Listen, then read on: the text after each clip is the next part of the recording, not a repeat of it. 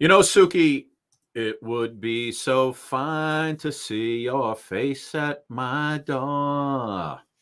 We're on, Right? Suk. We're live. We'll let it load up. Let it ride Let in. everybody, because what a show do we have today, boy. I mean, we are not Ah, disappointing in any which Suki, way I for can't this even talk. I little can't even. show that could. Oh That my could. God, Suki, I mean, listen. While everybody's loading up, we won't start we won't do the intro yet. But man, oh man! By the way, you look absolutely radiant in your new prison cell Yeah, there. we're kind of Um, setting this up. So my I husband like it, Suk. I my like it. husband had commandeered this room, but things are happening, for our show.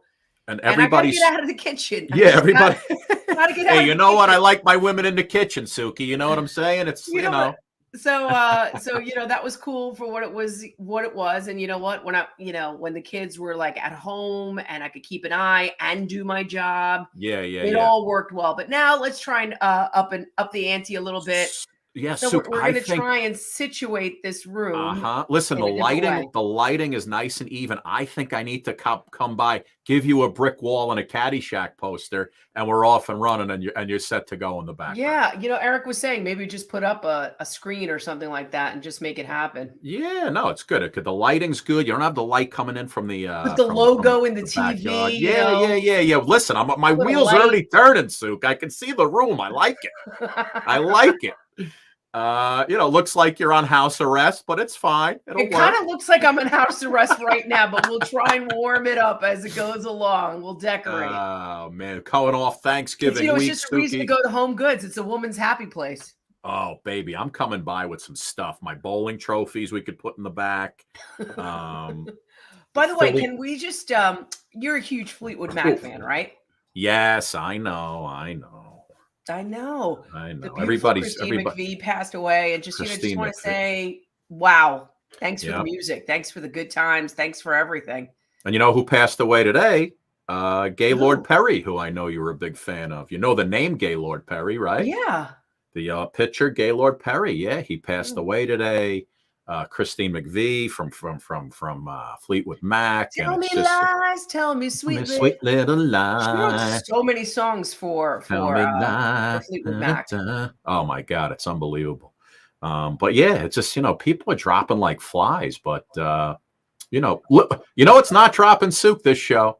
No, that's a good transition. The show keeps on going. Can we show everybody the outlets that we're growing on now? Suki, here we are right here. Look at all of these distribution sites. It is absolutely insane. Tubi, Local Now, the Family Channel. What's not even up there is we just started today on that station I was telling you about in Las Vegas. Las Vegas, yes. 2.5 million homes in Vegas. I think we're on at noon there. So that'll be about 3 hours. So that'll be about 3 o'clock our time. Eastern Standard Time, yes. And we're just rolling along, babe. It's just, we have meetings each and every day, but in between all the business aspect of this show, we just continue to do the show. And Suk, we're not phoning it in. No. When I tell you, I mean, we're all Hollywood today because we have had so many amazing guests on, legendary guests, Suk, and it continues to grow. The one and only Clint Howard is here today. Clint Howard has been in literally hundreds of movies, TV shows. Comes from just a total Hollywood family. His brother Ron, his parents were actors. So much to talk to him about. And then later on, Sean Kanan, he's in Cobra Kai right now. He was in Karate Kid 3. But soon as I put that up, Suk, that these two guys were coming on, immediately my mother, who's 86 years old, that's my guy from Bold and Beautiful. That's Deacon from Bold and Beautiful. I was going to say, yes, Cobra Kai for you, but Bold and the Beautiful for the rest of us. Right. It was General Hospital and so many great films. So he's coming up later on. So much to talk to with Clint. Philly Kid joins us live later on in the OT. You ready to rock and roll? We start the show? Let's do it, Scotty. There we go, Suk. In 3, 2, and 1. The Suki and Scott Show. This is one of the funnest shows I've ever done. Lady, when you're with me, I'm smiling. It's musical. It's magical. Suki and Scott, that's 7 of hearts. Exactly.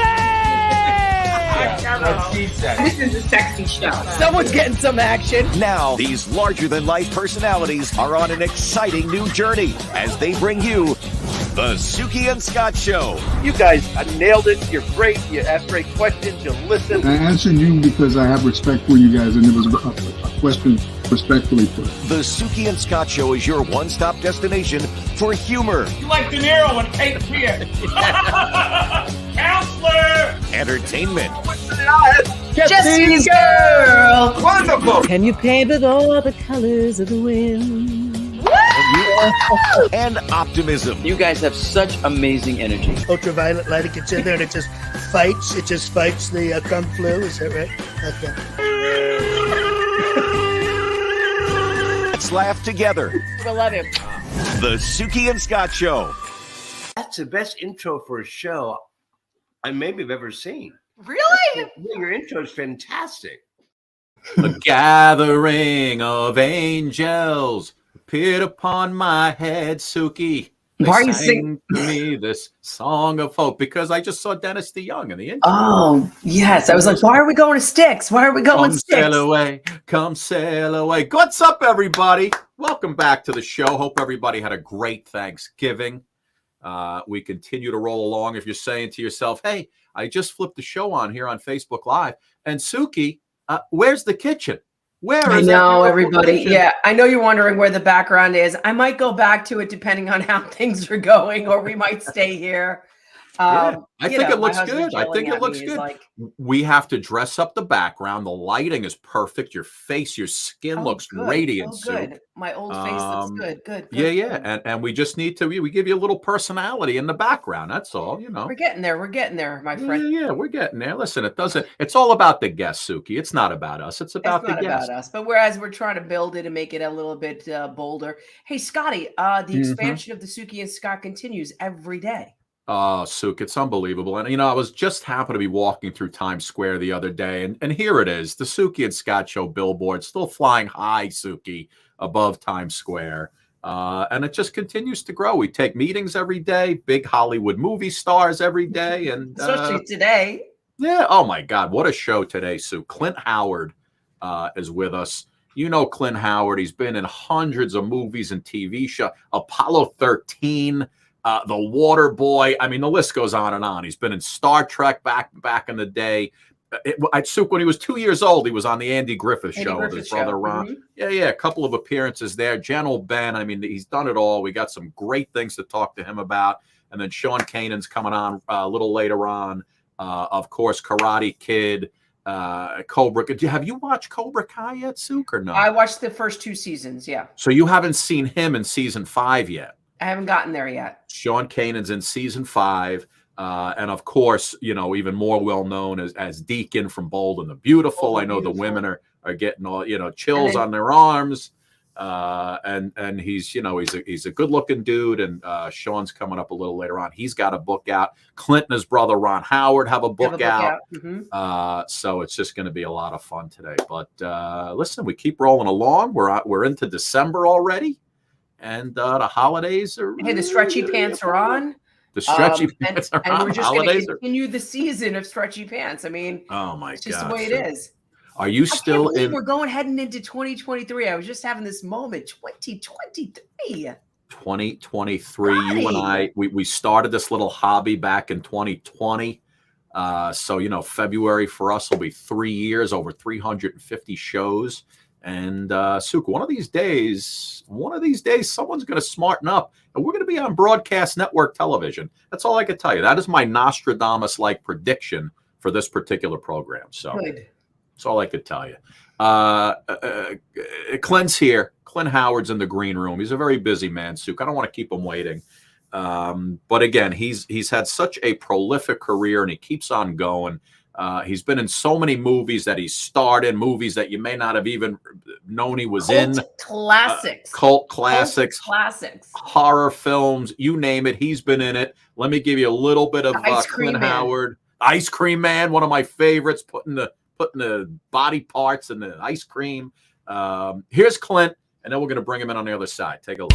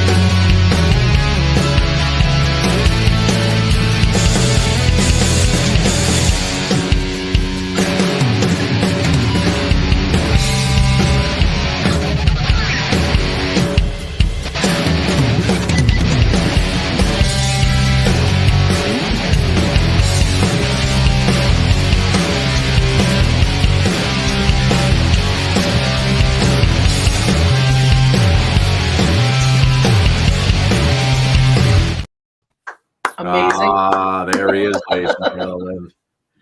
Clint, how are you, buddy? I'm doing wonderfully, especially after that intro.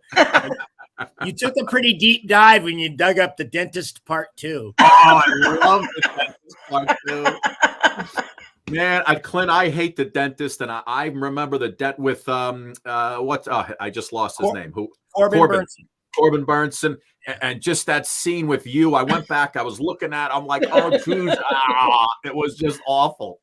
Yeah, directed by a fellow named Brian Usna, and that day of work, Corbin and I it was a wonderful, wonderful, probably half a day of work because, of course, there you go. In a low budget movie like that, you're flying. And Brian is a wonderful man and a wonderful director, and he really lets the actors. Brian lets the actors do what they do, which is act, which is really wonderful. So anyway, when I saw that pop up on the screen, I went, wow. Yeah, we do a lot of deep dives here on this show. Yeah. The amazing thing to me, I was telling Suki earlier, is even from the time when you were a kid actor, you have basically you've kept the same look throughout your whole life. It's wild because the minute you look at you, you know exactly who it is, whether you're a kid, middle-aged, or whatever, and you just kept the same look the whole time, which I guess as an actor, that's pretty good for longevity. It seems to have worked for me. I mean, honestly, first of all, I don't have anything to do with it. That was Mom, Dad, and God.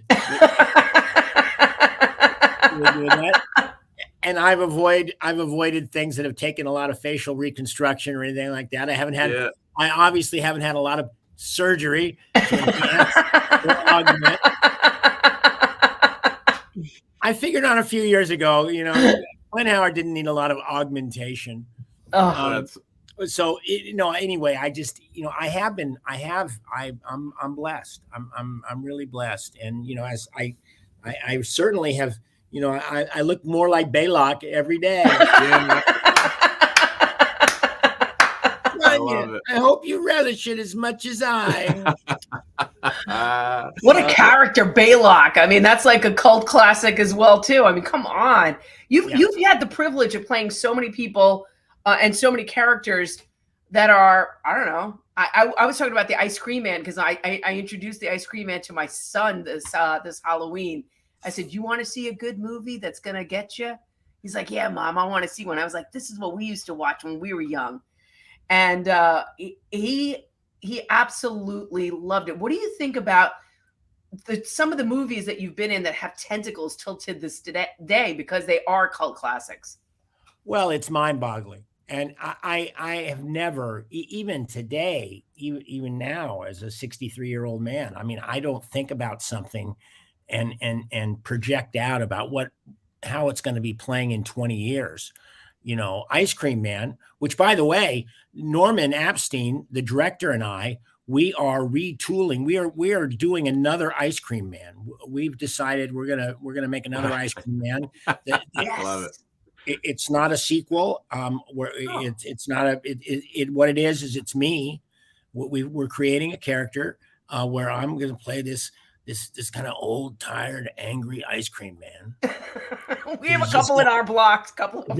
It's just gotten tired with these little kids giving them a hard time, and it's payback time. So anyway, so that's a thing. When Ice Cream Man comes up, it's something that I'm thinking about currently because we're trying to make another one.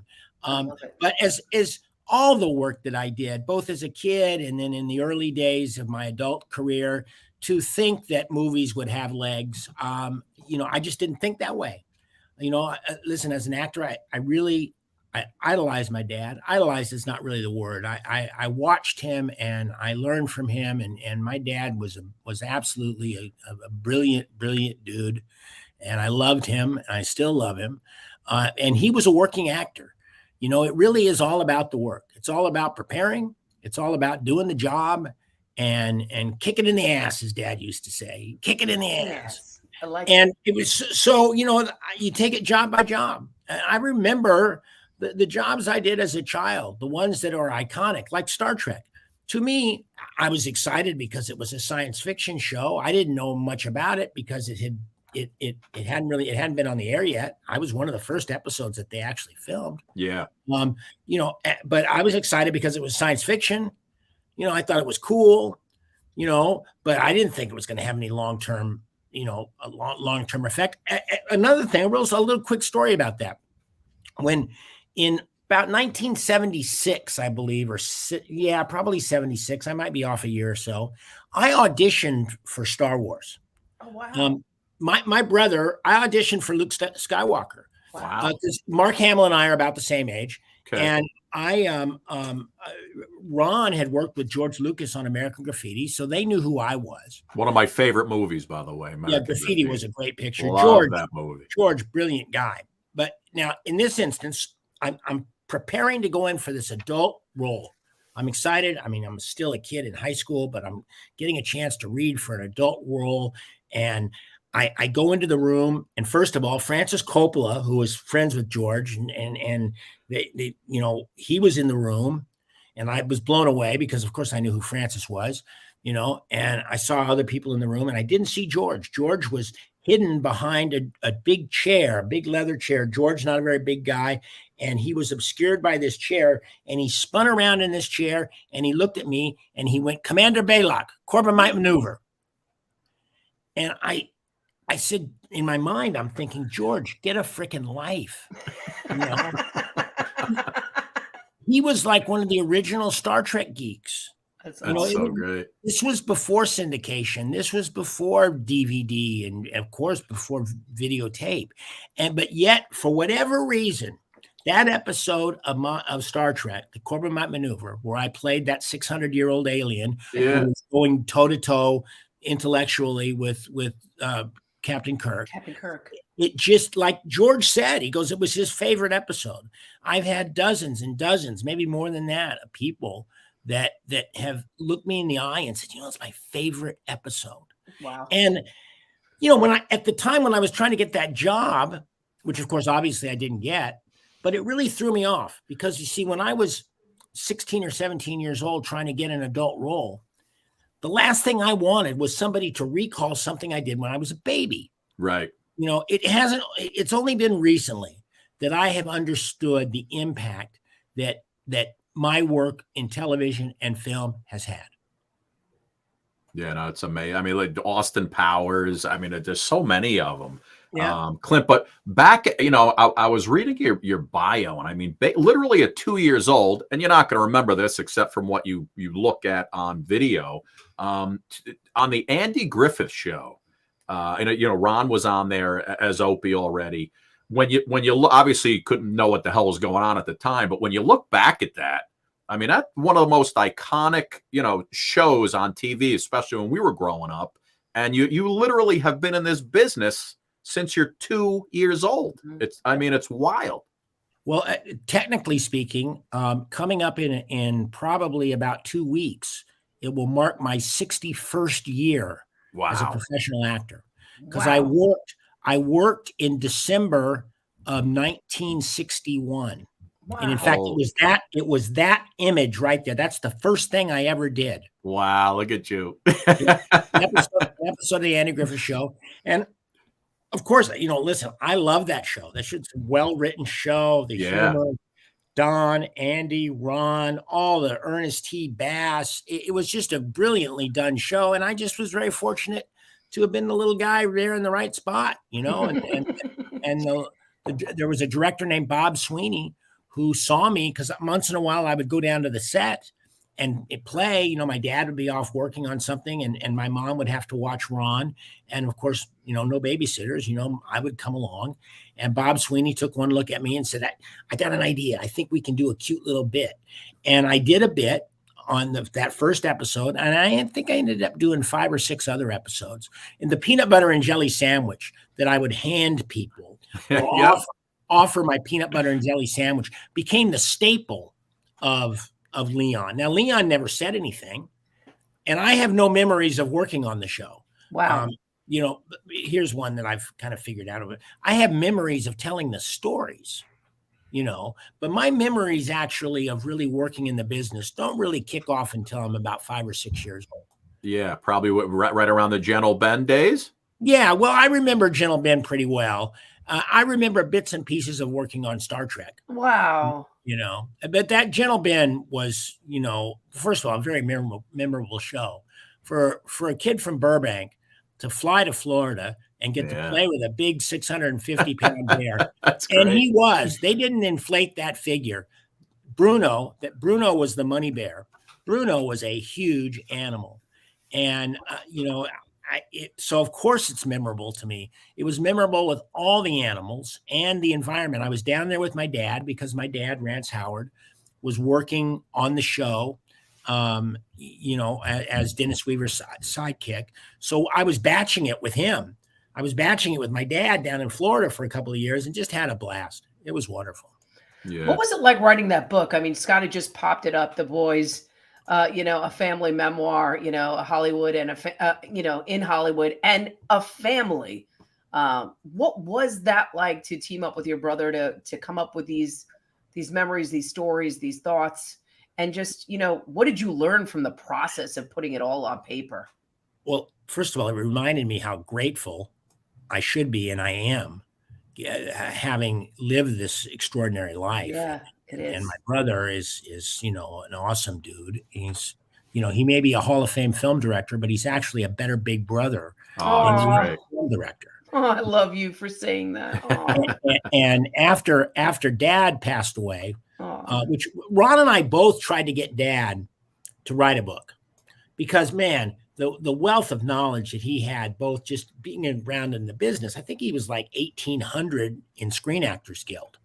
Which is, this phenomenally low number. I mean, he got in really young. Early, He was 21 years old. But then his experience working with child actors is just unparalleled. I mean, listen, there's been lots of good child actors, and Ron was really good, and I've done good work, and Dad was great. He had no interest. Dad had no interest in writing a book about his past, or Dad was always a forward-thinking guy, but after Dad passed away, Ron and I thought, wow, we should do something. We should do something to memorialize them. And, as we pitched it back and forth, it quickly became, we can write this family love letter to Mom and Dad. This, just and laying it all out. We didn't make anything up. We didn't hide anything. It's about it. There was no scandals. There was no, not a lot of BS. We put it all in the book. And we worked up a presentation, and we, of course, as businessmen or whatever, we pitched it around, and we found buyer. Obviously, it was, it's a good idea. We knew it was a good idea. Yeah. And then we set out to do it, and it was really an emotional experience on a lot of levels. The real pure emotional experience for me was reading it. Mm-hmm. When I had to read the words that I wrote, it became very difficult. Because I was just constantly cracking up and constantly crying. But the process of writing the book was, first of all, we wrote it right in the middle of COVID. So we didn't see each other much. We were back and forth with emails and Skype and FaceTime and exchanging texts and stuff. And we got a good workflow going. And I loved reading what the pages Ron was writing. The mill, because here's an interesting fact. When Ron and I were kids, we never talked shop. When I was 5 and he was 10, we didn't talk about being in the business. When he was 15 and I was 10, we never talked about being in the business. It wasn't until he became a director and we were talking about, kind of making films and how do you best enhance your, the quality of the project. But when we were kids, man, when we were together, it was all about sports. It was all about, the Dodgers or the Lakers, and later on it became about girls. Although Ron and I, being 5 years apart, it's a great spread. It is a big spread. Yeah. Yeah. And, because there was never any competition between Ron and I. Ron was 15, I was 10. Yeah. Right. Which made for an interesting book because my perspective on things was different than his, because I was a little guy when Ron was 15 and he started to have, kind of adult perspectives on things. I was still a kid, So anyway, we had a blast and it's been fun. It was fun promoting it, fun going out on tour with Ron. It was fun. Our families getting together, and my wife, Kat, was absolutely instrumental in keeping me focused and keeping me, on track to write the book. And then, once we did the press tour, getting to share that with her was fun. And listen, I'm a New York Times bestseller.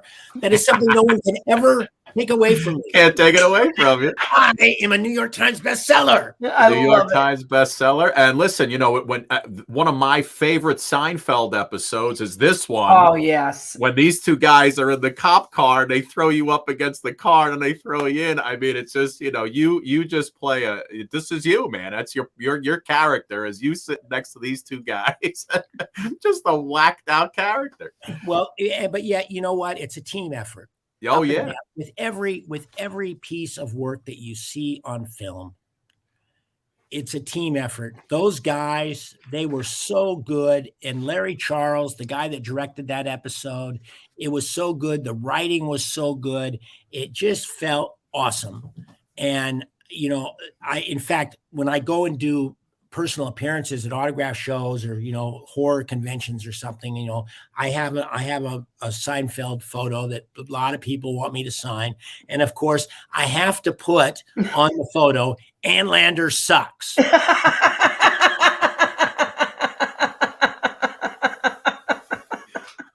and because that was the line. And that was a line. Yeah. Here's a little inside bit. That was not the line in the script. Oh, was it? As we were doing the scene, and we were shooting in a real car. It wasn't like us in front of an audience. We were shooting in a car, so it was a cameraman. The director wasn't even there. It was just Jerry was sort of running the show, and we're doing the scene. Everything's going good, and when it comes to that line, I choked and I just blurted out, "Ann Landers sucks." I forgot the line. Okay, cut. And then I immediately say to Jerry, Jerry, as he's getting out of the car, I say, "I'm sorry, let's go around the block one more time and we'll do it again." Do it. And he bends down and looks at me because I'm still in the car and he's now gotten out of the car. After I say, "Let's stop, let's do it again," he looks down at me and he goes, "Are you kidding?"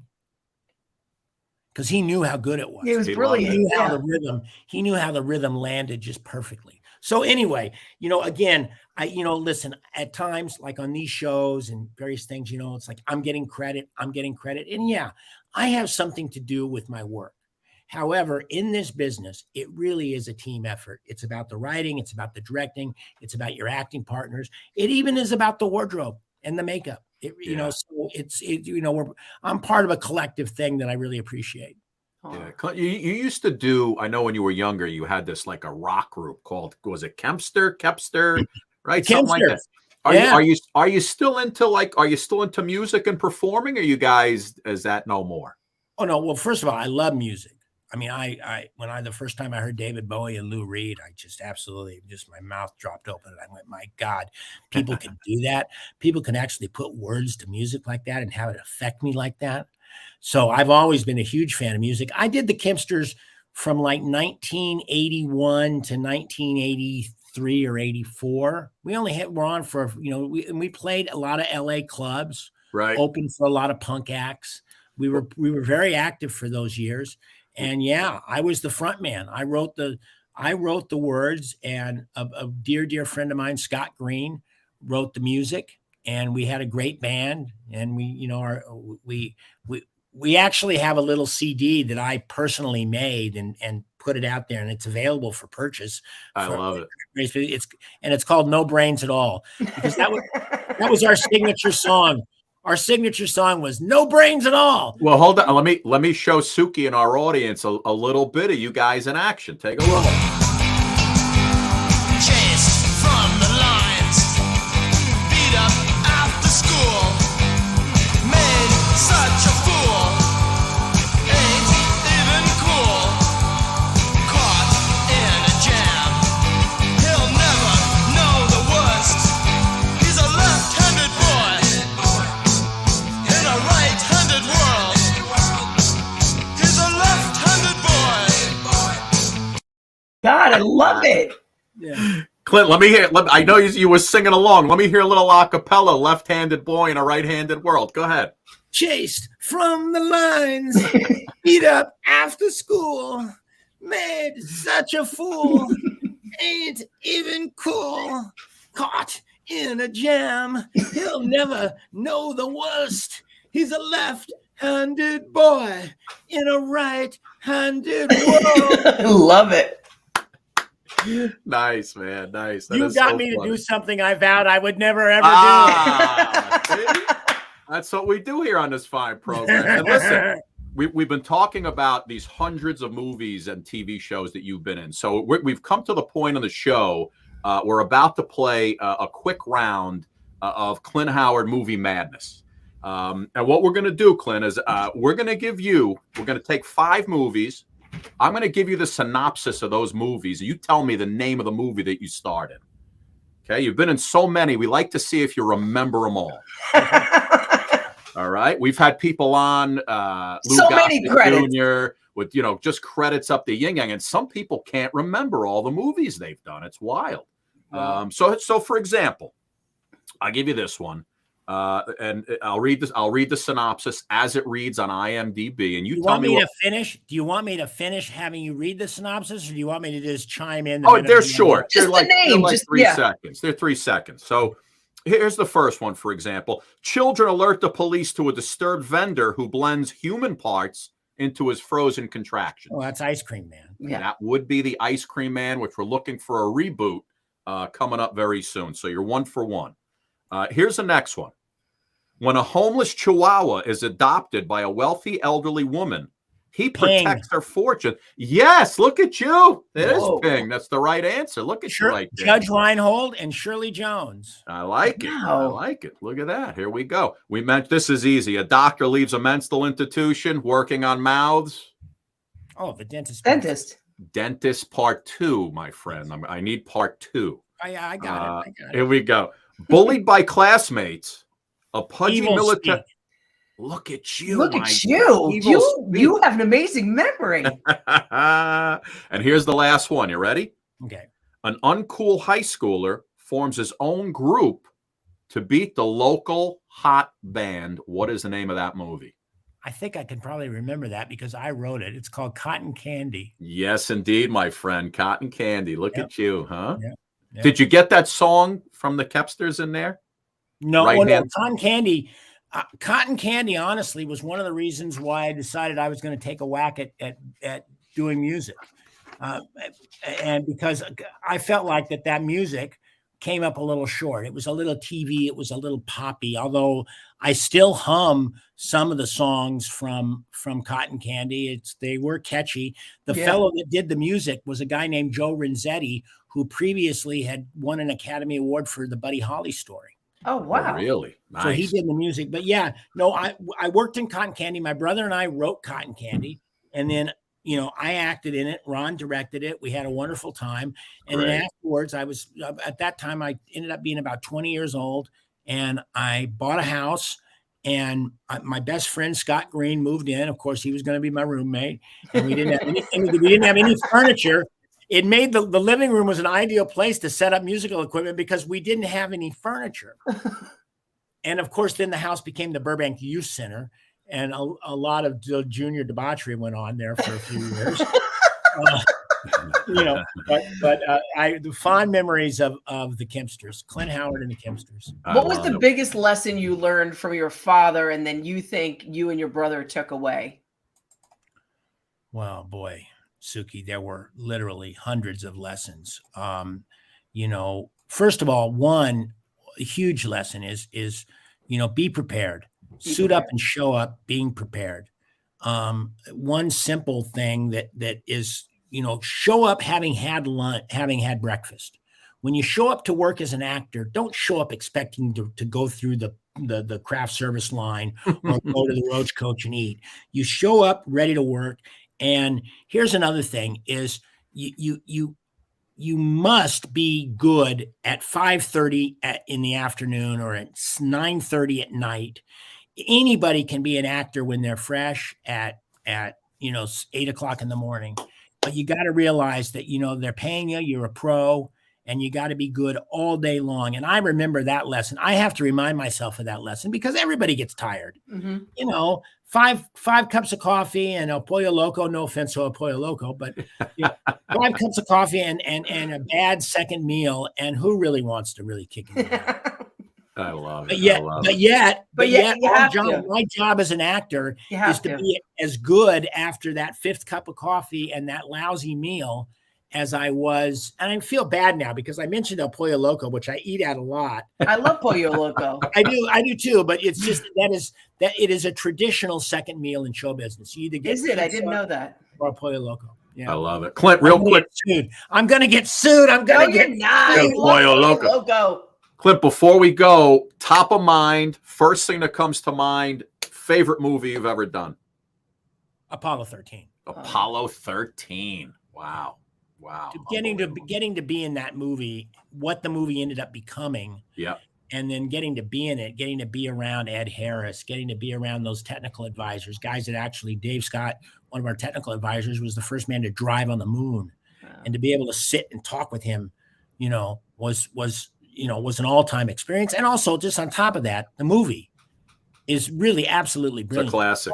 Yep. It's a classic. Clint, listen, man, thank you so much for coming on. An absolute pleasure. So amazing Clint, career. Did you have fun? As long as you just want you to have fun. I did. And I also want to let you know, I want to piggyback something Eric Roberts said in the opening. Yeah, you got a great opening, but the show is better than the opening. So, there you go. Thank you, my man. That'll make the next demo clip, Clint. By the way. Clint, have a great holiday, my man. Congrats on everything. And, just keep your head straight ahead and focus. You're going to be a huge success. You're going to be huge in this business, Clint. For the next 60 years. Take care, my friend. Happy holidays to you guys, too. You too, buddy. Thank you, Clint. Thank you so much. Suki, what a great guy. He could tell stories all day. I could literally sit here all day. Just listen. I mean, it's fantastic. I mean, he's one of those guys you want to have. Sharp. Yeah, absolutely. He's recollecting names, times, moments, years, lines. I mean, sharp. Suk, I couldn't get one movie past him. It's unbelievable. We couldn't get one movie past him. I mean, listen, we're gonna restart the show. I'm gonna make it more beautiful. As always, we do 2 in 1 here on this fine program. And Sean Kanan is here. He's in the green room, of course, doing his thing. Cobra Kai. My mother was freaking out. Bold and beautiful. It's taken. Holy Christ, it's taken. Tell him I love him. Of course, AJ Quartermain from General Hospital and the AJ Quartermain. It was I'm a big Cobra Kai fan, Suk, and it was great seeing him pop in on season 5. He plays a great role. Plays his character, Mike Barnes from the old one, and it's just it's really cool. So let's restart us up, and we're gonna get Sean in a second. Here we go. We'll restart it, and 3, 2, and 1. The Suki and Scott Show. This is one of the funnest shows I've ever done. Lady, when you're with me, I'm smiling. It's musical. It's magical. Suki and Scott, the 7 of Hearts. Exactly. This is a sexy show. Someone's getting some action. Now, these larger-than-life personalities are on an exciting new journey as they bring you the Suki and Scott Show. You guys nailed it. You're great. You ask great questions. You listen. I answered you because I have respect for you guys, and it was a question respectfully put. The Suki and Scott Show is your one-stop destination for humor. You like De Niro and Cape Fear. Counselor. Entertainment. Jesse's girl. Wonderful. Can you paint with all the colors of the wind? And optimism. You guys have such amazing energy. Ultraviolet light, it gets in there and it just fights the Kung Flu, is that right? Okay. Let's laugh together. I love him. The Suki and Scott Show. That's the best intro for a show I maybe have ever seen. Really? Your intro is fantastic. Yes, Suki, my dear. Look at you and your beautiful, newly lit room there. I don't know if it's usually lit. We're trying something different. It looks a little empty, but you know what? We're gonna spruce this up and we're gonna get it going. You know, we're gonna put some posters up. Should I put my many awards and circling all around and just? I gotta stop by. We gotta pop a little personality into that background. You know, I was telling Sean Kanan. Usually, he was waiting to see your kitchen suit. That kitchen, my kitchen, my door. That's been in so many magazines. I don't know. God bless these half days, these parent teacher conferences. I'm like, why are you home right now? Like, why? Why is anybody home? So, are you telling me Leo the pooch is locked out of that room right now? He's locked out. Is that what's happening? You can't see Leo. Oh my God. Unbelievable. Well, Suk, listen, what a great show we have today. So glad to be here with you. Listen, you know our audience across many platforms across the country and the world who watch us on on all these platforms. On so many broadcast and streaming platforms. Yeah. Yes. And we just added like another station in Las Vegas, which I think we started airing today. So partners just keep loading up. But our audience is literally, I always say it's you know, we do the research and it's females 45 plus, right? There's no denying, even though we have nostalgic guests on, we have influencers on, our audience is 45 plus women across the board. Would you say that? Would you agree with that assessment? 100% being one of them in that demo. Yes. All right. I've reached into my Nielsen bag of research and I pulled out that demo. And the minute I put up that graphic, that Sean Kanan was joining us on this show, immediately I'm getting text messages with his picture. My 86-year-old mother, upstate New York. Suk, when my mother comes to visit me, I love her. She can't, Ma, you want to go to the mall, Ma? You want to go to the park, Ma? It's beautiful. No. I got to catch my stories. You know what that means. I got to catch my stories. Young and the Restless, Bold and Beautiful. I'm like, Ma, they have this new thing. It's called a DVR. I could set it up for you. You can watch it anytime. No. I've got it. So if I call her, well, I think it's over now. But if you call her between 12 and 1:30 in the afternoon, blasting the stories, Young and the Restless. But she's like, you know, that's my boy from Bold and the Beautiful. Like, yes, Ma, I know he's on Bold and the Beautiful. It's my guy, AJ Quartermain from General Hospital. Know, my wife, a huge fan of GH. But again, I was so happy to see him in Cobra Kai. Cobra Kai. 5th season. You haven't gotten to the 5th season yet. I'm at the end of the 3rd, starting the 4th. My son's already on the 4th, so I have to catch up. You know what I mean? Yeah. You know? No, it's great. It's great, and it's great. And Ralph Macchio, you know, when they first see Mike Barnes, they're following him. They think he's part of this deep dark underground with Terry, the sensei. He reaches into his trunk. He's pulling out, you know, chainsaws and all these weapons, and he goes into the back of the store, and it turns out to be his furniture store, and he's cutting the furniture. Wait, you mean he's not the bad boy of karate? Right. No, he's not the bad. You know, everybody grows up eventually, but it's really funny, and he comes back toward the end. He plays a great part, and it's so cool, and he's in a couple of good fight scenes. But here he is. Here's a little bit of Sean, and then we'll bring him in on the other side. Take a look.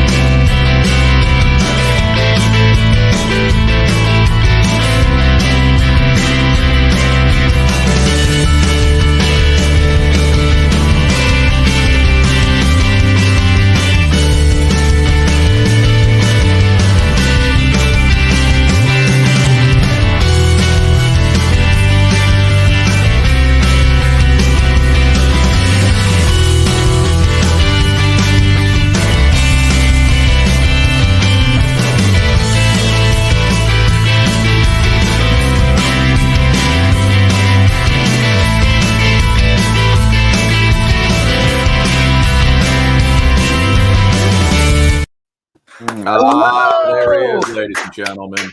Emmy Award-winning Sean Kanan. Sean, how are you, pal? I'm doing great, Scott. Thanks so much for having me back. I appreciate it. You got it, man. Hold on. You know what? Let me get that screen up. There we go. Listen, man. First of all, I'm used to being the best looking guy in the program. I've got good lighting and it's a lot of Botox. You really do have good hair and lighting. It's unbelievable. How you doing, man? It's great to have you on, bud. I'm doing great. It's a very exciting time in my life. Yeah, you were just overseas, right, for a little while?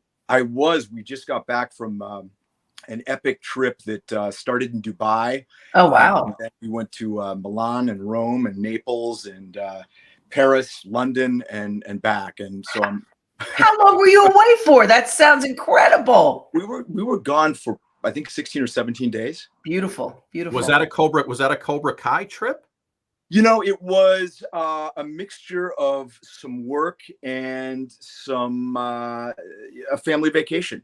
Nice. You know? So nice. I did a big Comic-Con in Dubai with Chris Hemsworth, which was really great. Wow. And then I did a TV show in Milan called Verissimo. And then I did some interviews in Paris, and the rest of the time was, sightseeing, touring, going out for great meals, all that sort of stuff. Scott, you're kind of lucky you weren't there, because what would it be like walking in with Sean and Chris Hemsworth? I mean, I know, Jesus. I don't know. I got nothing, Suk. I got nothing. You Chris got Hemsworth. nothing. Talk about feeling unlucky, inadequate.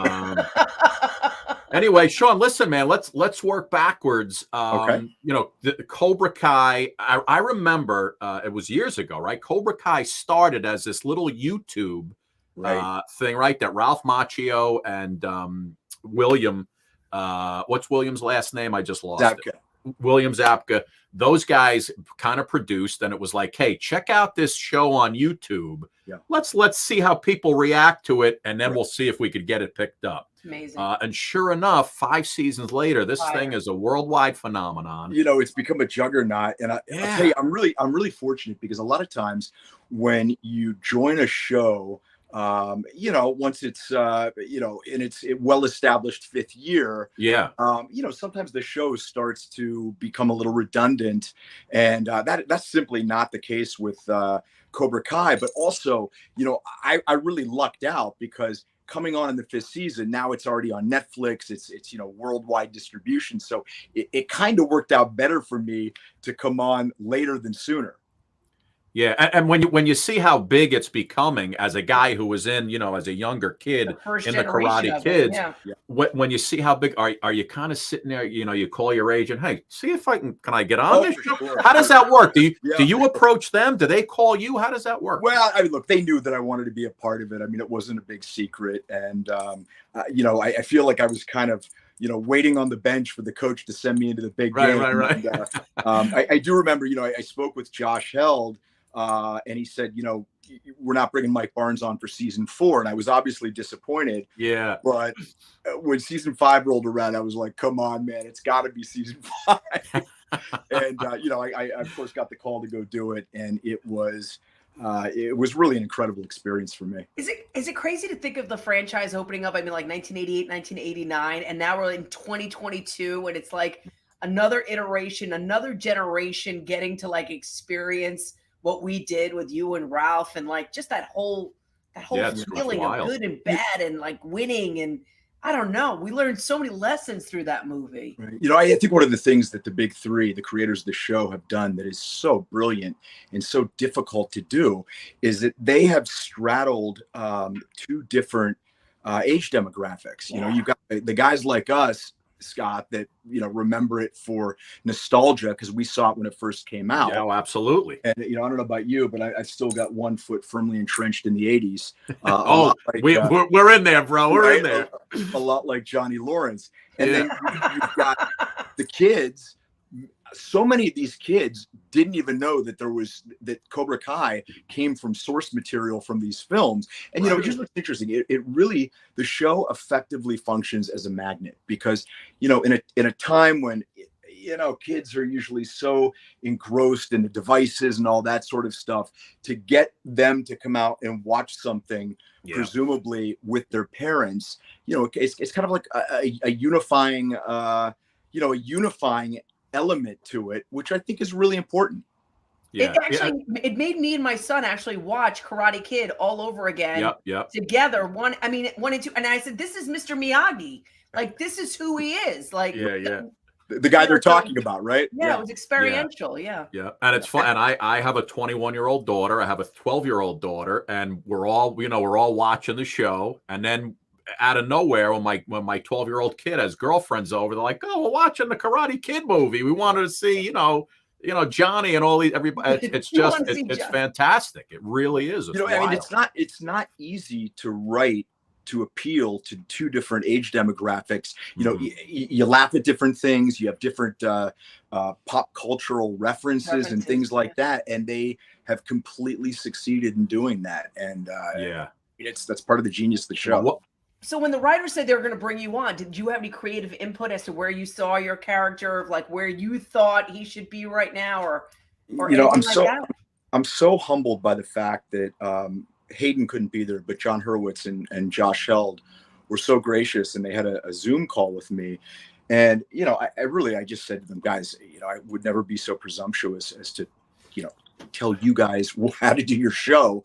I said, but if there are two things that I would love to politely suggest, the first is that I hope we see some evolution in the character, so that he's not this unidimensional thug that he was in the first one. And I said the second thing is that so much of the so much of the stock and trade of Cobra Kai is humor. And I do stand-up comedy, and I love comedy. And I said I really would like to have a few moments where we see that Mike Barnes has got he's got a funny side to him, and I think we were able to do that with the scenes in the furniture store with Chosen, and so it ticked all the boxes for me. I got to assume when you guys are doing this this scene, the first fight scene in the furniture store, and everybody's getting their butts kicked, there's got to be a lot of stoppage for laughing, I would think. No. There was some because there are comedic aspects to most of the fight scenes. Chosen and Barnes are going at it, and then Daniel gets in the way and he gets punched, and there's a moment where we kind of snap our heads to each other, look at each other for a moment, kind of as an homage to the old Hong Kong martial arts movies, and get back into it.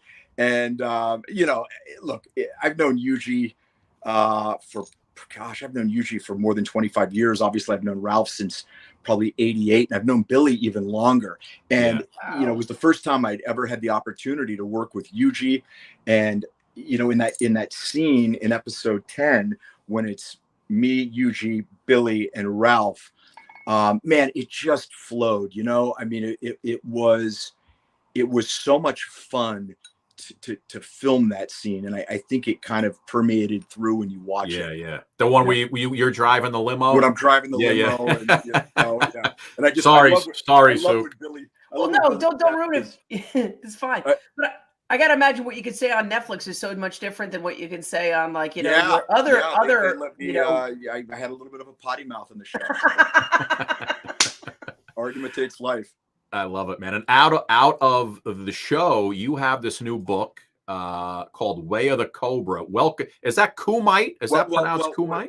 Welcome to the Kumite. Kumite. Kumite. Welcome to the Kumite is my fourth book. It's a sequel to Way of the Cobra.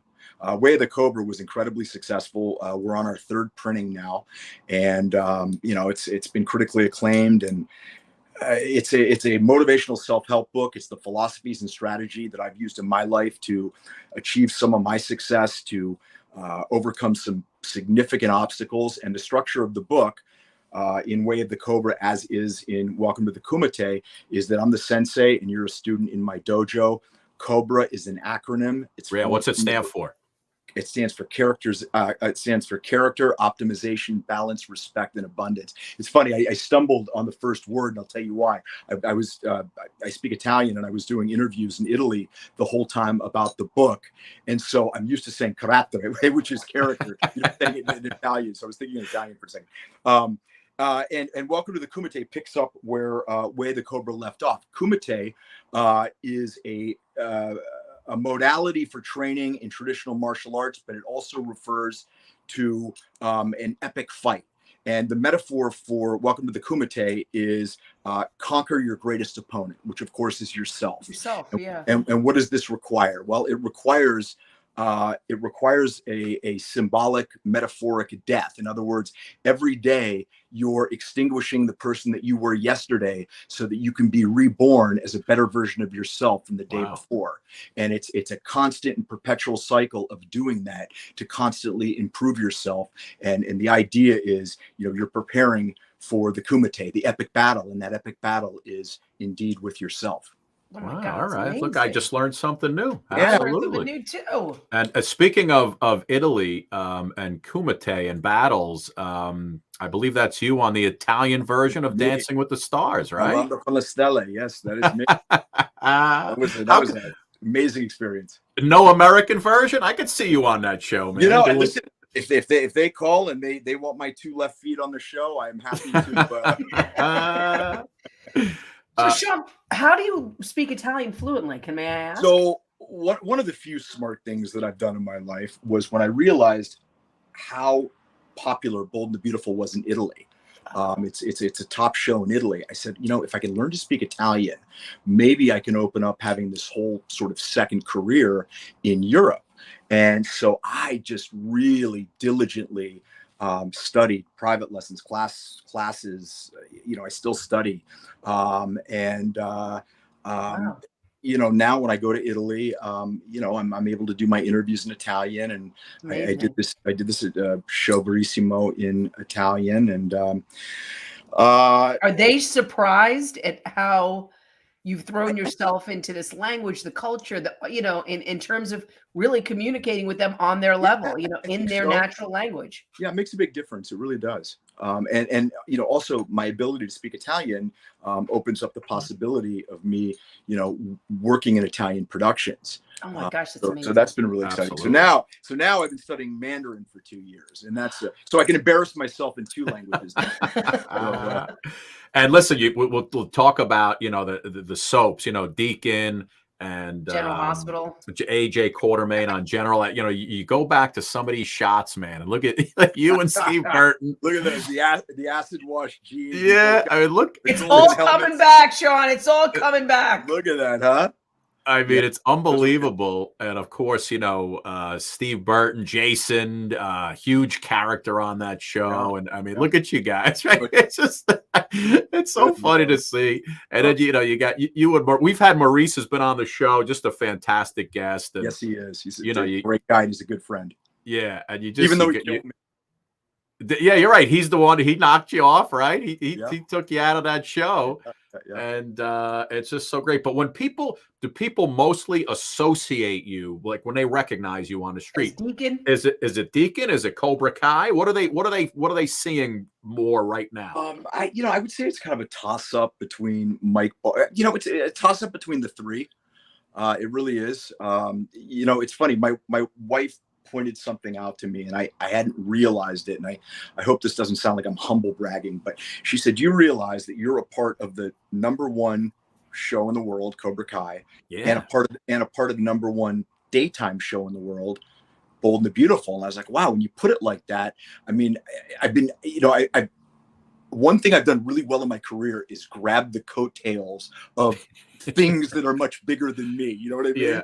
And it's really, it's amazing. I remember the first time I realized what a phenomenon Bold and the Beautiful was when I was with my parents. I think we were in Arizona, and a woman came up to me, and I later learned she was speaking Polish, and she was a huge fan of Bold and the Beautiful, which is, I believe it's called Modus is Sukces in Poland.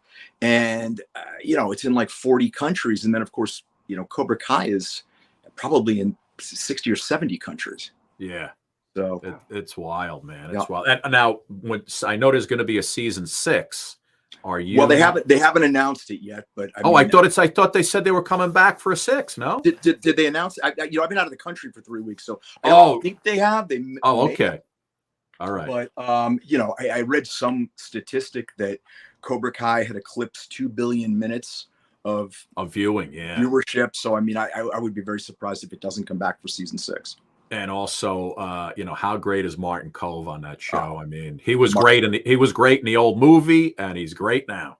He's great, and he's Marty's a dear friend. Yeah. You know, Marty and I did a play together years ago. We did True West, and you know, he's somebody that I've kept in touch with, and I'm so happy for him. You know, to re-achieve this kind of success at this point in his career is just amazing, and it couldn't happen to a nicer guy. That's beautiful. Yeah, and Suki mentioned right when you came on. I mean, you got the Emmy for Studio City, which is on Amazon right now, right? Amazon Prime, yeah. And you're producing that show also. Yeah, I created it. Yeah, that's my baby. That's great. My wife and I, and a guy named Timothy Woodward Jr. are the executive producers and head writers.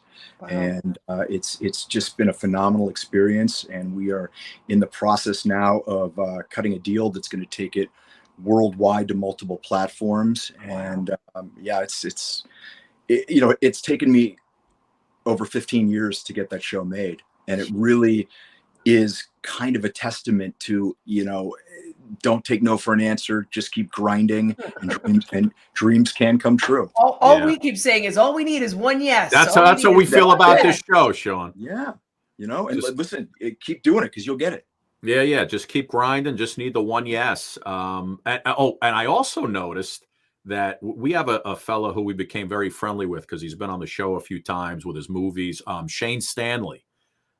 Shane, I saw you did a movie with Shane, and I was like, he's promised us, Sean. He's promised us, by the way, that he was putting us in one of those movies coming up soon. He did. And he emails me. He's like, dude, he will. He's so great. I love Shane. But what? Guy. I did 2 films with him. I did a film called My Trip to the Dark Side, and then we did a sequel called My Trip Back to the Dark Side. That's very funny. We had Steve Guttenberg. The Goot. Steve was on promote. Hold on, I just want to see if I can find it real quick and bring it up. It's the funniest, Sean. When I tell you it was the funniest hour, I mean, we spent an hour and a half with him. Sean, twice, right, Suk? Sean, he came on. Not once, twice. Trying to promote this movie. Hold on, I just want to see if I forgot the name of the movie all this time. Yeah, it was an action movie that he was in. And let me just see if I can pull it up real quick. But he could not. Oh, here it is. He could not get his he calls in from like the desert. He's visiting his parents. There's no Wi-Fi. He was with his parents. So we have a new thing. He came on to promote a Shane Stanley movie. And this is really kind of what we got. Watch. Compares to the 80s Ranch. I can't believe I can't hear you. He can't hear you. So is this true? And his signal just cleared up beautifully for us. Yeah, it cleared right up. Maybe Steve needs headphones with his phone. That could be it, Sue. Might be more than that. Hello, can you hear me? Yes, we can hear you. Oh yes. You know, it's... Come on, little guy. Why does he always freeze good looking? Like he never goes he never looks strange. Suki, does this mean we won't be able to do the Steve Guttenberg movie synopsis quiz? Damn. Stevie G. So I'm having flashbacks of my parents when they first got the answer. Yeah, right. It's like, Michelle, how do I work this thing? I can't hear them. Catskill Jewish accent, which he doesn't, but yeah, and then you hear them arguing as it's it's recorded. Right. Oh my god! Now I'm that guy.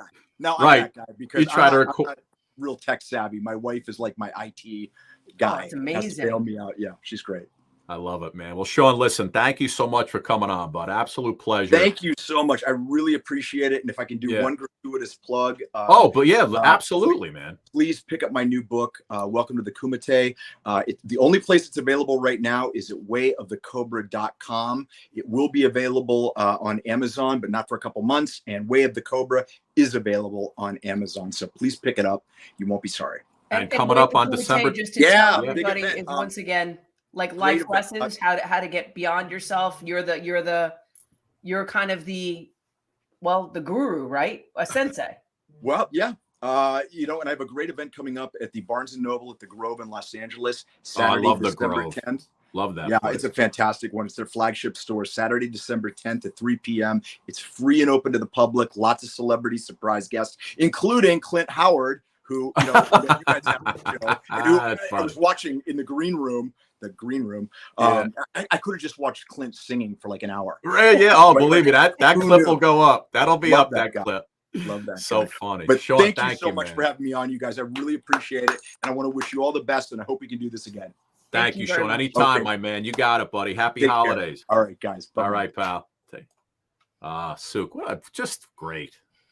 You know what I love about, I mean, these guys are huge stars and they're just so nice and humble. And, you know, he's a good looking dude. And, you know, it's just. He's a Makes me polyglot. He feel- speaks 2 different languages. He's a sensei in the kumite.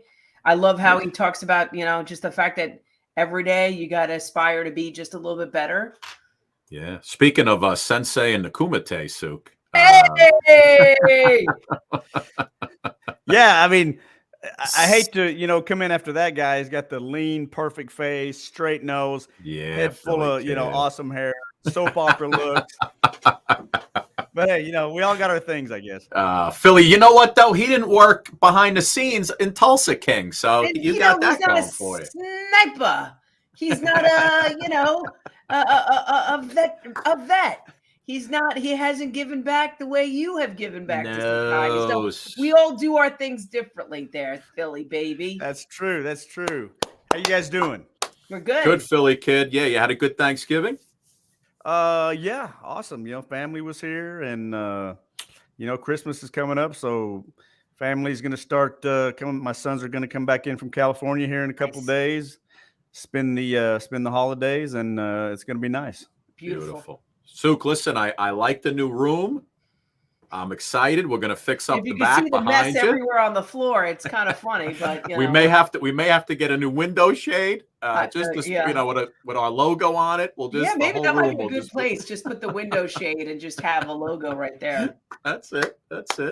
Great show today. Great show today. Suker, I'll see you when I see you, babe. I'll see you when I see you. Philly, Listen, good to see you, my friend. we got a bunch of shows next week, so we'll be a little busy. But for this week, just the one. Don't do too much next week, all right? Because I'm a little Yeah, crazy too. no. It won't be too much. Just a little here and there. Keith David's coming on next week. All right, huge bye movie guys. star. Goodbye. Whoa. Bye, Sue. Philly kid, you know who Keith David is. Yeah, they've been in everything, man. I followed that guy for many, many years. He's been in everything. Clint Howard on today. Sean Kanan. What a good show. Damn. Yeah. Damn. What's going on with you, my man? Everything's good? Everything is doing really good. I mean, let's see. Philly, before I forget, I need you tomorrow. One of our biggest fans, Jeannie Clay, tomorrow is her birthday. I promised, since we're not on tomorrow, that we would mention it today. Big happy birthday to Jeannie. And if you want to give her a little happy birthday, I'm sure she'd probably wouldn't mind. Hey, you know, everyone knows that on the Suki and Scott show, we aim to please, especially our fans. So a little something like this. Happy birthday to you. Happy birthday to you. Happy birthday, dear Jeannie. Happy birthday to you, and many more. La-dee-da-dee. Happy birthday, Jeannie. Oh man, Philly, have you been putting up songs lately, or you kind of been taking it easy lately? No, I put on a song. You've been singing. You've been singing new song, ones. Yeah, a song or two every single day. Really? Yeah. In fact, I just put one up right before the show that you know, hopefully Facebook doesn't ban me because it has to do with God and guns. So we'll see what happens. Yeah, I don't know what's going on with Facebook. You know, I put up songs that you and I do that are karaoke versions of songs, and I get the old red flags on them. I don't know if you ever get those, but it's just I'm like it's karaoke music. It's not the real music. Yeah, exactly. And that's why you just have to submit a dispute and send it in, and you know, hopefully they don't take it down. Usually you get through it, but you want to do a little singing right now, my man? What do you got? What do you want to do? Yes. So I don't know if you've been keeping up with the news, but Christine McVie Yes. of Fleetwood Mac passed away yesterday. And I don't know about you, but she was a big part of my growing up years, and just one of my, Fleetwood Mac was one of my favorite groups of all time. Absolutely. And she was a heck of a songwriter, and she actually wrote this Fleetwood Mac song, and it goes a little something like this. Excuse me. Can you hear me calling out your name? You know that I'm falling and I don't know what to say. I'll speak a little louder. I'll even shout. You know that I'm proud and I can't get the words out. Oh, I want to be with you everywhere. Oh, I want to be with you everywhere. Can you hear me calling out your name?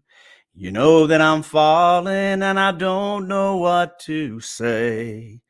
Come along, baby. We better make a start. You better make it soon before you break my heart. Oh, I want to be with you everywhere. Oh, I want to be with you everywhere. Yeah.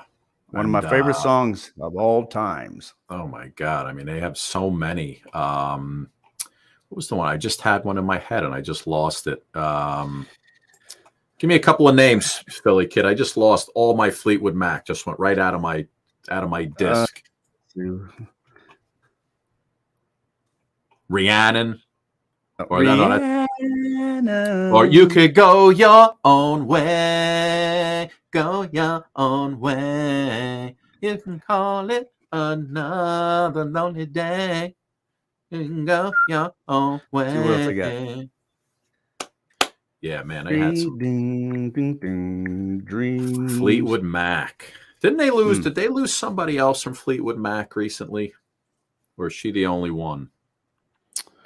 I don't know. There's been 6 or 7 members over the years with breakups and people getting back in the group and just new members of groups. Mick Fleetwood, just Stevie Nicks. Yeah, no, not that I know of. But dude, now are you watching Tulsa King? Yes, of course.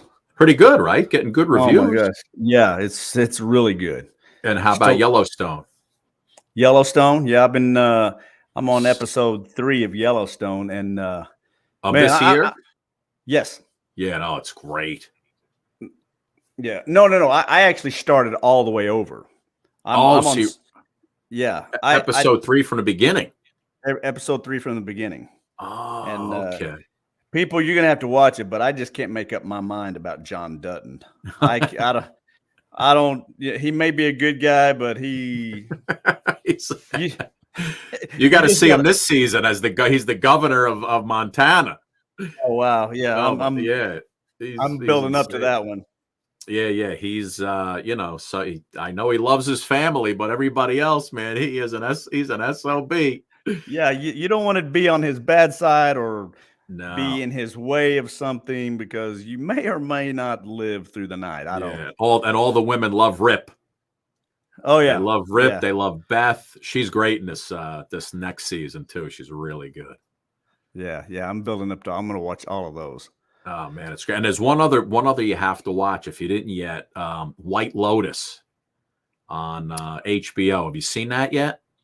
I have not. Yeah, you got to watch that. It's really good. It's 2 seasons, but each season's a totally different thing.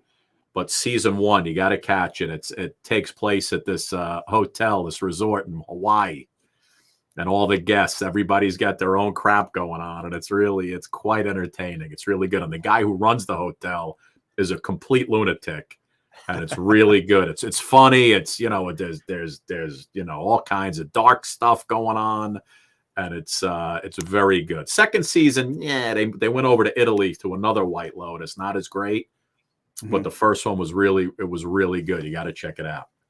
Yeah, and I get on my if you have these smart TVs now, which everybody does because that's all you can buy anymore, but you have the option to buy all these streaming services, and there are so many series going on. You can't. Hey, have you seen this one? Well, let me buy that channel. Right. When it's all said and done, you're paying. Yeah, we're on all of them, Philly kid. Yeah, you're paying $800 a month for all these streaming services so you can see all these shows. But what kills me is I'm an actor. I've mentioned that a time or two. And you. And so you see all these fantastic shows on these streaming services, and I'm like, can a guy get a job?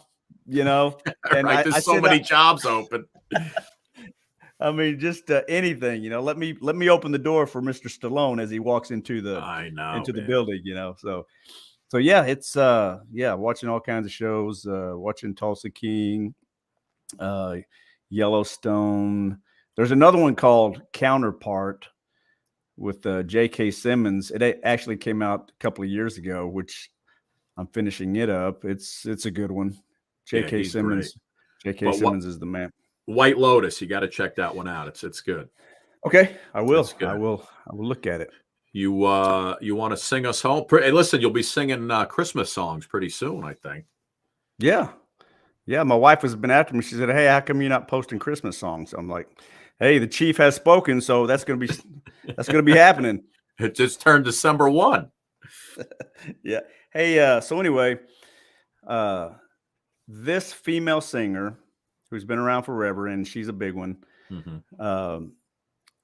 She sang this song, and I'm going to sing a verse from it and see if you can tell me the name of the singer. It's her birthday today. Go ahead. She was born December 1st, 1945, and it goes something like this. When the night has been too lonely and the road has been too long. Bette Midler. Right. And you think that love is only for the lucky and the strong.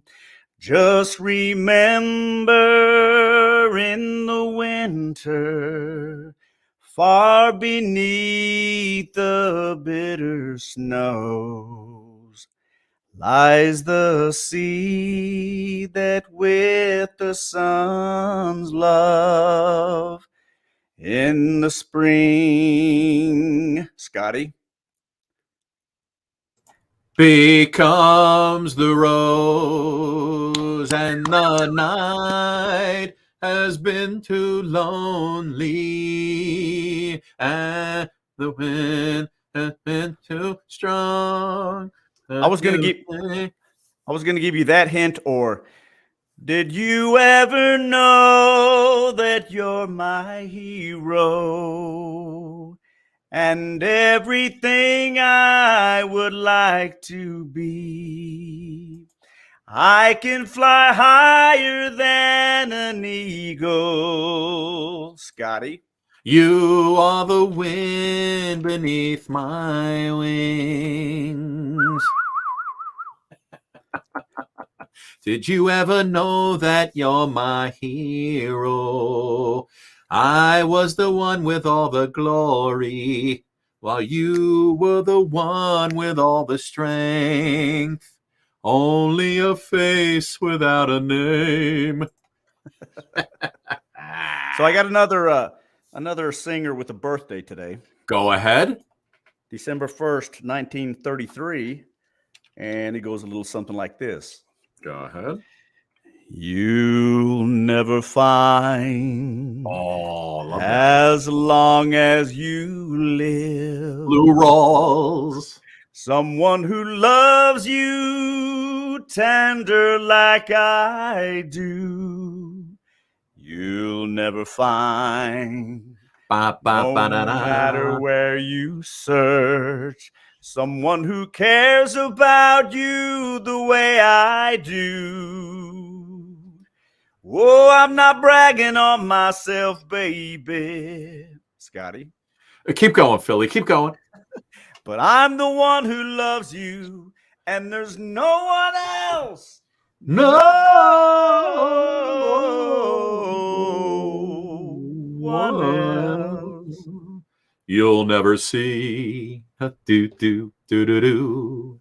Okay, this one may be a little bit harder, Scotty. Go ahead. This singer also has a birthday today, December 1st, 1934. And this was a big hit back in the day. Go ahead. It goes a little something like this. Me and Mrs. Jones, we got a thing going on. We both know that it's wrong, but it's much too strong to let it go now. We meet every day at the same cafe, 6:30, and no one knows she'll be there. Holding hands, making all kinds of plans, while the jukebox plays our favorite song. Scotty. Me and Mrs. Jones, Mrs. Jones, Mrs. Jones, Mrs. Jones. We got a thing going on. Did you name that singer? Oh, Billy Paul, I think it was. Yes. Ann Rothney. I didn't know Billy Paul, but Ann Rothney was the one who got the correct answer on that one, Philly Kid. Nice. All right, take us home, baby. Give us a little encore. We'll wrap this bad boy up. Oh, it's all right. Have a good time, 'cause it's all right. Whoa, it's all right. We'll say goodbye. Have a good time on the Suki and Scott show. Yeah, it's all right. And we'll see you next time. Nice, Philly Kid. Love it, baby. Love it. Listen, everybody's calling for a new duet. We got to get that in the can somewhere along the line. Yeah, let me see what we can do here. Need a new song. Need a good song. Upbeat, positive, and happy-go-lucky. Anyway, Philly Kid, good to see you back on the program, my friend. Good to be back. I'll leave you with Clint Howard and the Kepsters. This was terrific, boy. What an acting career. Unbelievable, Philly Kid. Over 250 credits. Unbelievable. Wow. He's got that look, man. He's got that look. Philly Kid, have a great weekend. We'll see you guys next week. Love you. Love y'all. Chased from the lines, beat up after school, made such a fool.